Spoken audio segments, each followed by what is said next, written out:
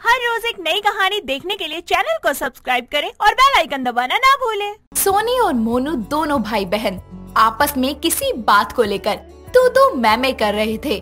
तभी धीरे से उनकी लड़ाई इतनी ज्यादा बढ़ जाती है कि दोनों एक दूसरे के बाल खींचने लगते हैं।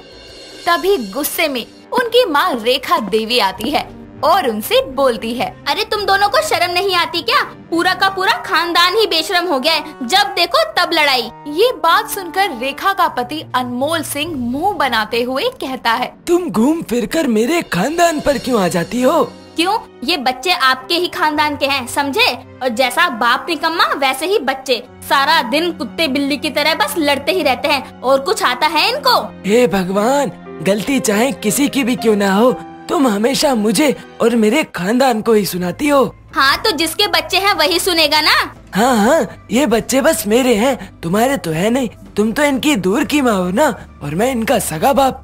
मम्मी पापा को ऐसे लड़ते देखकर सोनी और मोनू दोनों परेशान हो जाते हैं और चिल्लाते हुए मोनू बोलता है, अरे बस करो मम्मी पापा, आप हम दोनों की लड़ाई सुलझाने के बजाय आपस में ही लड़ना शुरू कर देते हो।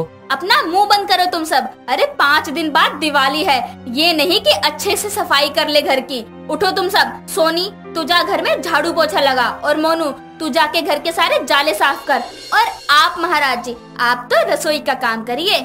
और तुम क्या करोगी? मैं देखूंगी कि काम में कोई कमी तो नहीं है, क्योंकि मेहमान आएंगे वो तो मुझे ही सुनाएंगे ना। अच्छा ये सही है, चलो बच्चों। सुनाई नहीं दिया क्या तुम सबको? इतना बोलकर रेखा उन सबको घूर कर देखने लगती है।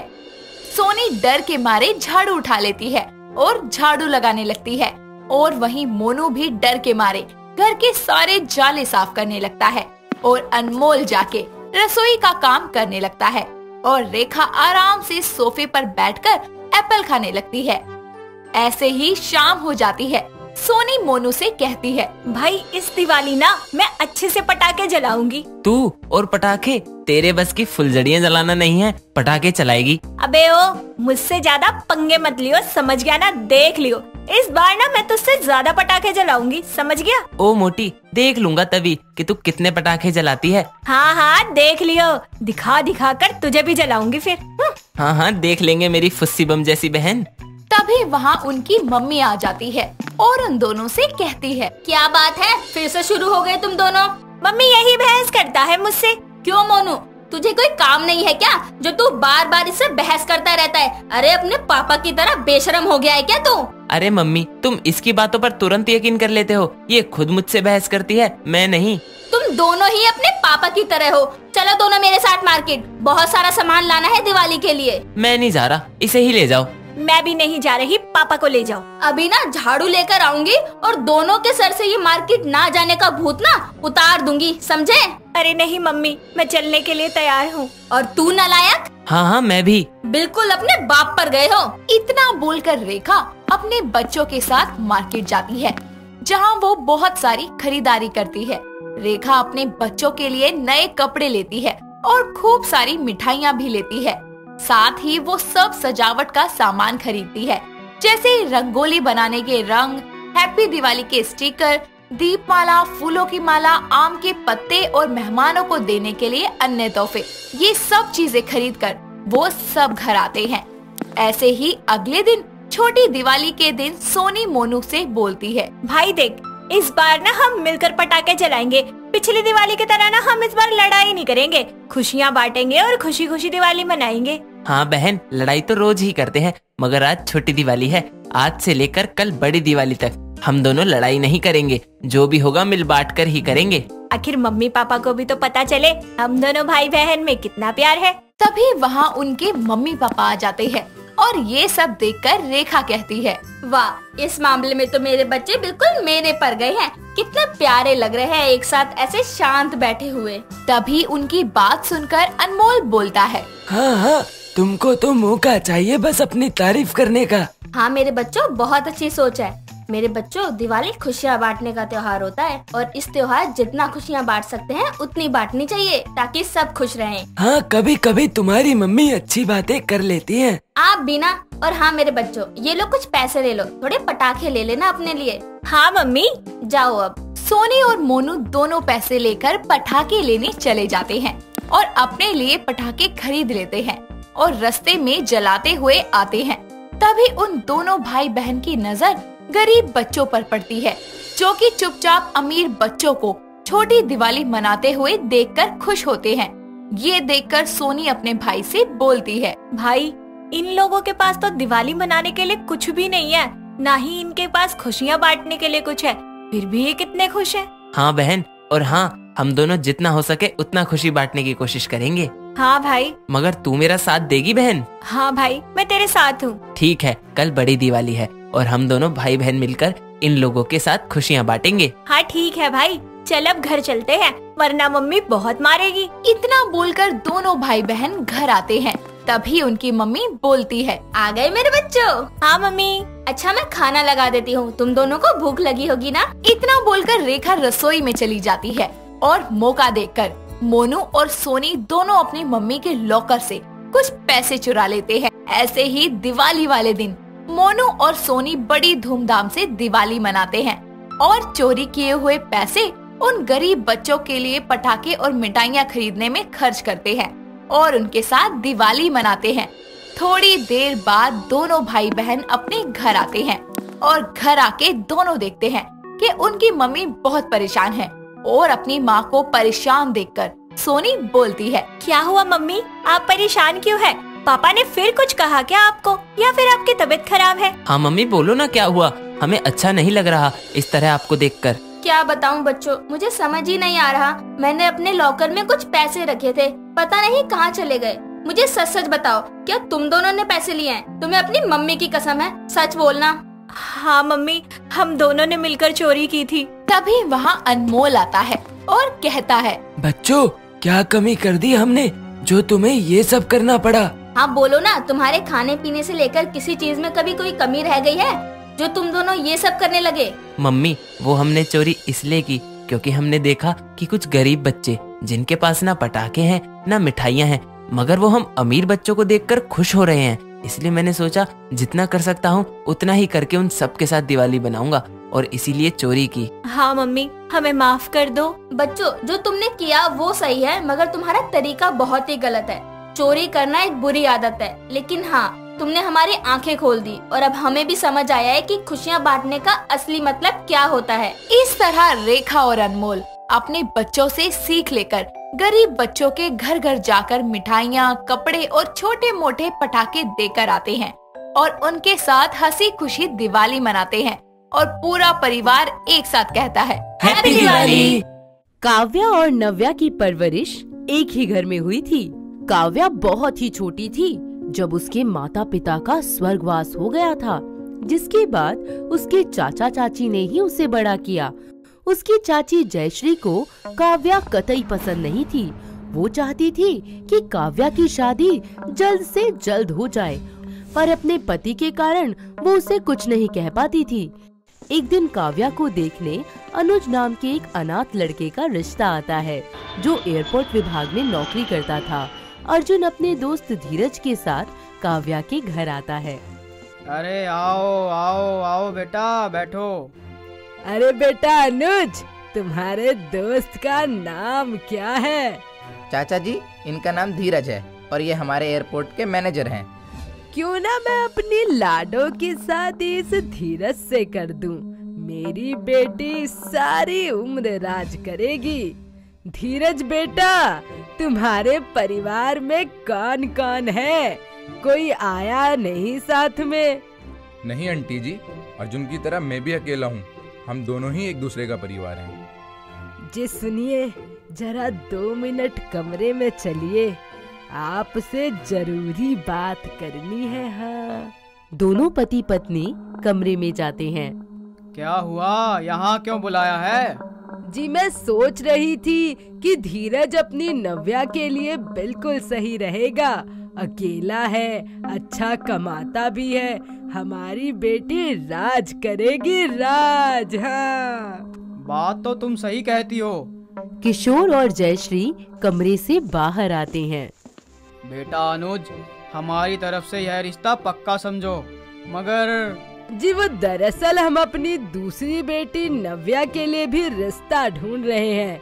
तुम हमारी बेटी नव्या से शादी करोगे? बोलो। जी आंटी जी, मुझे कोई एतराज नहीं। इस तरह काव्या और नव्या की शादी हो जाती है।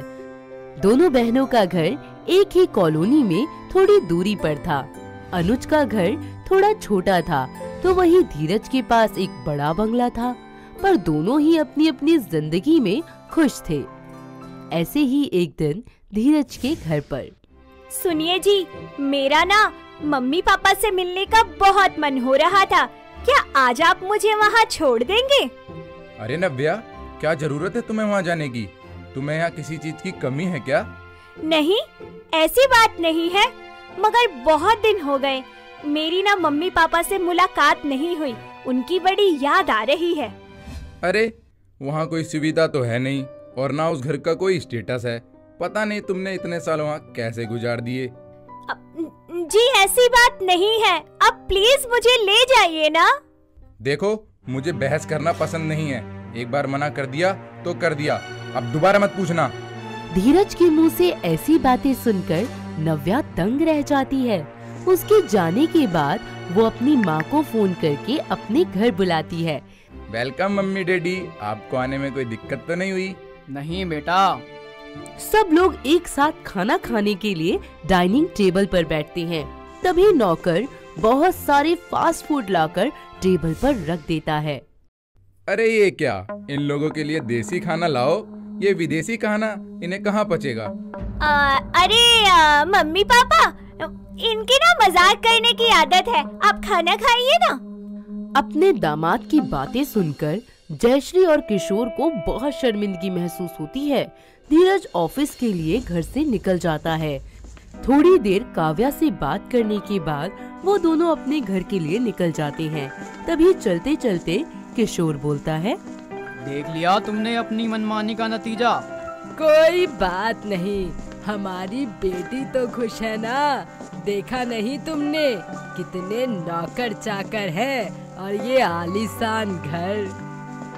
काव्या का घर भी यहीं है, चलो उससे भी मिल लेते हैं। थोड़ी ही देर में दोनों काव्या के घर पहुंच जाते हैं, जहां अनुज उनका बड़ी खुशी से स्वागत करता है। साथ ही काव्या भी अपने चाचा और चाची को देखकर खुश हो जाती है। अनुज काव्या को खाना बनाने को कहता है। वो तरह तरह के खाने बनाती है, जिसमें अनुज भी उसकी पूरी मदद करता है। दोनों पति पत्नी मिलकर चाचा चाची की खूब सेवा करते हैं। खाना खाकर किशोरी लाल और जयश्री वहाँ से चले जाते हैं। उन दोनों को धीरज और अर्जुन के बीच का ये अंतर देखकर बहुत हैरानी होती है। जहाँ एक तरफ धीरज को अपने पैसे और ओहदे का घमंड था, तो वहीं अर्जुन अपने छोटे घर में बहुत खुश था। ऐसे ही वक्त बीतता जाता है और एक दिन धीरज के घर पर। धीरज जी सुनिए ना, मैं सोच रही थी कि मैं अपनी जॉब पर वापस जाना शुरू कर दूं। कोई जरूरत नहीं है, मेरे पहचान वाले क्या कहेंगे? तो फिर इस वीकेंड पे मुझे कहीं घुमाने ले चलिए ना, या फिर शॉपिंग पर ले चलिए प्लीज। ऑनलाइन हर चीज मिलती है, ऑर्डर कर दो। वक्त बीतता जाता है। जहाँ एक तरफ काव्या को अपने पति का साथ और प्यार मिल रहा था, वहीं नव्या का पति उस पर शक करता था और हर कदम पर उसे नीचा दिखाने की कोशिश करता रहता था। और अपने शक के चलते वो नव्या को बिना बताए पूरे घर में कैमरा लगा देता है। ऐसे ही एक दिन ऑनलाइन ऑर्डर की हुई चीजें देने के लिए डिलीवरी बॉय उनके घर आता है। नव्या जैसे ही दरवाजा खोलती है तो देखती है डिलीवरी बॉय और कोई नहीं, उनका पड़ोसी था। अरे नव्या तुम? अरे भैया आप, कितने दिनों बाद देख रही हूँ मैं आज आपको। आइए ना प्लीज, अंदर आइए। नहीं नहीं, फिर कभी, अभी तुम अपना पार्सल ले लो। अच्छा ठीक है, ये लीजिए आपके पैसे। अरे नहीं बहन, भूल गई, तुम हर साल मुझे राखी बांधती थी। मेरी बहन से मैं कैसे पैसे ले सकता हूँ? अरे नहीं नहीं भैया, मैं ऐसे नहीं रख सकती ये सब। अरे नहीं बहन, यह मेरी तरफ से छोटा सा उपहार समझकर रख लो। इतना कहकर डिलीवरी बॉय चला जाता है, मगर ऑफिस में बैठकर धीरज कैमरे से सब कुछ देखता है। और शाम को, अच्छा तो मेरे ऑफिस जाने के बाद यहाँ आशिकों की लाइन लगती है। जी ये आप क्या कह रहे हैं? दिमाग खराब हो गया है क्या आपका? मैंने कैमरे में सब कुछ देख लिया था कि तुम मेरे जाने के बाद क्या गुल खिलाती हो। देखिए, आपको जरूर कोई गलतफहमी हुई है। पहले मेरी बात तो सुन लीजिए एक बार। धीरज नव्या को कुछ भी कहने नहीं देता और बड़ी बेरहमी के साथ उसे मारता पीटता है। अब उसका शक नव्या पर और ज्यादा बढ़ने लगता है। नव्या सारा दिन डरी सहमी घर के काम में लगी रहती है। ऐसे ही भाई दूज का दिन आ जाता है और बड़ी मुश्किल से धीरज उसे उसके मायके भेज देता है। कुछ ही देर बाद काव्या भी वहां आ जाती है। दोनों बहनों के बीच का अंतर साफ झलक रहा था। जहां एक तरफ काव्या चांद सी चमक रही थी, तो वहीं नव्या सूख कर कांटा हो गई थी। अपनी बेटी की ऐसी हालत देखकर जयश्री बोलती है, नव्या, लाडो, तुम धीरज के साथ खुश तो हो ना? हाँ माँ, सब ठीक है। मैं तो बहुत खुश हूँ। नहीं बेटा, कुछ बात तो जरूर है। तू बता मुझे, क्या अपनी माँ से झूठ बोलेगी? हाँ, तेरा चेहरा सब बता रहा है। हाँ, बता। नव्या खुद को रोक नहीं पाती और सारा सच अपने परिवार वालों को बता देती है। सारी बातें सुनकर जयश्री के पैरों तले से जमीन ही सरक जाती है। जो हुआ सो हुआ, पर धीरज को उसकी किए की सजा जरूर मिलेगी। इस तरह नव्या धीरज पर डोमेस्टिक वायलेंस का केस दर्ज करवाकर कोर्ट में मुकदमा दायर करती है।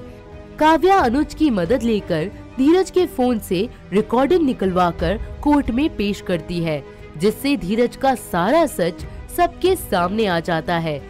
साथ ही पुलिस की कार्यवाही में पता चलता है कि धीरज एक मनोरोगी था, जिसके चलते वो ये सब कुछ कर रहा था। कोर्ट उसे पागल खाने भेजने का फरमान जारी करती है। साथ ही जयश्री को ये बात समझ आ जाती है कि कभी भी बिना कुछ जांचे परखे फैसला नहीं लेना चाहिए। दोस्तों, अगर आपको ये कहानी पसंद आई तो इसे लाइक करें, शेयर करें और कमेंट करके बताएं कि कहानी में आपको सबसे अच्छा क्या लगा।